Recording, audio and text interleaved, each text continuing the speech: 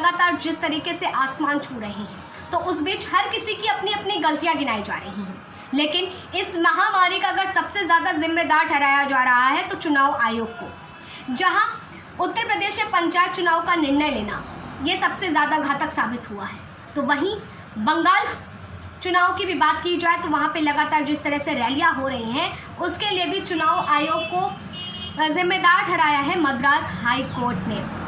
हमें समझना होगा, क्योंकि एक रिपोर्ट के माध्यम से ऐसा पता चलता है कि 577 ऐसे शिक्षक थे जिनकी चुनाव में ड्यूटी लगने के बाद कोरोना संक्रमण के चलते मौत हो गई।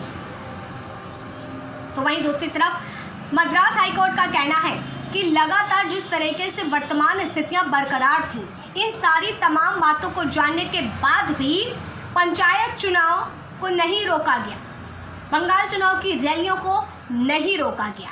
अगर इस महामारी का सबसे ज़्यादा जिम्मेदार या यूँ कहूँ कि अपराधी है, हत्यारा है, तो वो चुनाव आयोग। ऐसे में देखना होगा, समझना होगा कि आखिर चुनाव आयोग कितना जिम्मेदार है इस महामारी के लिए। देखिए इस खास रिपोर्ट में। कोरोना के बढ़ते मामलों ने देश की वो भयावह स्थिति कर दी है जिसके चलते देश का हर एक शख्स इसका सामना कर रहा, मगर उस बीच लगातार चुनाव आयोग को इसकी सबसे बड़ी वजह बताया जा रहा है, क्योंकि चुनाव आयोग देश की वर्तमान स्थिति को जानते हुए भी पंचायत चुनाव को रद्द नहीं किया, जिसका खामियाजा सिर्फ देश की आम जनता को ही नहीं बल्कि चुनाव आयोग में कर रहे ड्यूटी शिक्षकों को भी भुगतना पड़ा। जहां राज्य शिक्षक संगठन ने उत्तर प्रदेश राज्य निर्वाचन आयोग को उन 577 शिक्षकों की लिस्ट सौंपी है जिनकी मौत पंचायत चुनाव में ड्यूटी के बाद हुई। लिस्ट सौंपने के बाद राज्य शिक्षक संगठन ने 2 मई को होने वाली मतगणना को टालने की मांग की है, लेकिन इसकी सुध भी नहीं ले रहा चुनाव आयोग। आलम यह है कि मद्रास हाई कोर्ट की फटकार के बाद भी चुनाव आयोग के कानों में जूं तक नहीं रेंग रहा। कोर्ट ने कहा, कोरोना की दूसरी लहर के लिए किसी एक को जिम्मेदार ठहराना हो तो अकेले चुनाव आयोग जिम्मेदार है। देश में कोरोना का खतरा टला नहीं है, इसके बावजूद चुनावी रैलियों पर रोक नहीं लगाई गई। अगर देखा जाए तो इसके लिए चुनाव आयोग के अधिकारियों पर हत्या का मामला चलाया जाना चाहिए। साथ ही चुनाव आयोग से 2 मई की पहले ही तैयारियों पर रिपोर्ट मांगी है, क्योंकि देश में जाती लोगों की जानों के साथ शिक्षकों की मौत हुई जो चुनाव आयोग की ड्यूटी पर थे। उत्तर प्रदेश शिक्षक महासंघ के अध्यक्ष दिनेश चंद्र शर्मा ने कहा है कि पंचायत चुनाव के नाम पर राज्य निर्वाचन आयोग ने 71 जिलों में 577 बेसिक शिक्षकों को संक्रमित कर दिया। हम उनका नाम चुनाव आयोग को सौंप रहे हैं। इससे पहले सरकार की ओर से सभी डीएम, एसपी और जिला निर्वाचन अधिकारी को एक सर्कुलर भेजा गया था। यूपी सरकार की ओर से भेजे गए इस सर्कुलर में special work officer SK Singh ने सभी डीएम, एसपी और जिला निर्वाचन अधिकारियों से अपने जिले में कोरोना के कारण शिक्षकों की मौत के दावे की पड़ताल करने को कहा था। इसकी रिपोर्ट 24 घंटे के अंदर शासन ने तलब की है। शिक्षक महासंघ के अध्यक्ष ने कहा है कि कई जिलों में अभी भी टीचरों के स्वास्थ्य के बारे में जानकारी आनी बाकी है।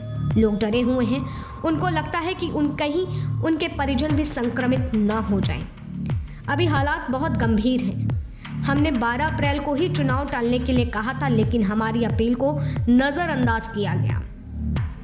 राज्य निर्वाचन आयोग की लापरवाही का जिक्र करते हुए कहा कि अगर मतगणना को टाला नहीं जाता है तो हम इसका बहिष्कार करने के लिए बाध्य होंगे। चुनाव ड्यूटी के कारण लाखों लोगों को कोरोना संक्रमण का शिकार होना पड़ा है, लेकिन चुनाव आयोग गंभीर नहीं है।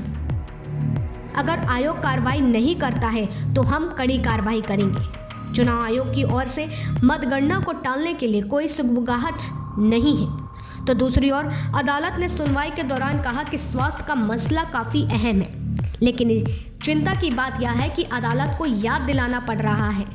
इस वक्त हालात ऐसे हो गए हैं कि जिंदा रहने के लिए संघर्ष करना पड़ रहा है, लेकिन इसके बावजूद चुनाव आयोग ने फिर भी चुनावी रैलियों पर रोक नहीं लगाई है।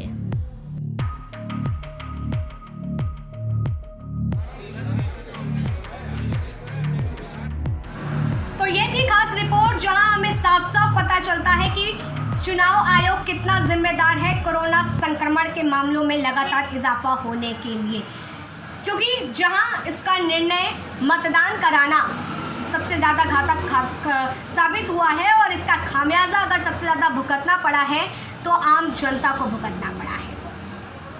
यहाँ से मेरा सवाल उन तमाम लोगों के लिए ये है, मैं आस्था तिवारी आज पूछना चाहूँगी कि देश में जनता की जानें ज़्यादा ज़रूरी है या फिर मतदान होना।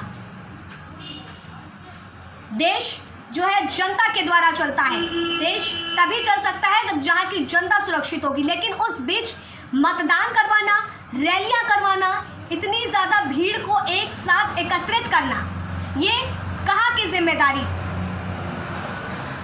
मद्रास हाई कोर्ट की फटकार लगाने के बाद भी चुनाव आयोग के कानों में जू तक नहीं रेंग रहा है, उसको अभी भी सुध नहीं आ रही है और ना ही वो अपनी गलतियों को मानने के लिए तैयार है। तो ये कहाँ तक सही है? क्या आपके पास जवाब है? ऐसी तमाम बातों के लिए और सत्य घटनाओं की सत्यता रखने के लिए मेरे साथ बने रहिए, जहां पे केवल अगर बात होगी तो सत्य अहम मुद्दे की बात होगी, क्योंकि हमारा फर्ज है आपको उन सारी तमाम बातों से रूबरू कराना जो देश के लिए घातक भी है और देश की वास्तविक हकीकत को भी सामना कराती हैं कि देश में आज भी ऐसे लोग हैं जिनके लिए चुनाव ज़्यादा ज़रूरी है, ना कि जनता की जानें। ऐसी तमाम बड़ी खबरों के लिए बने रहें मेरे साथ, तब तक के लिए नमस्कार।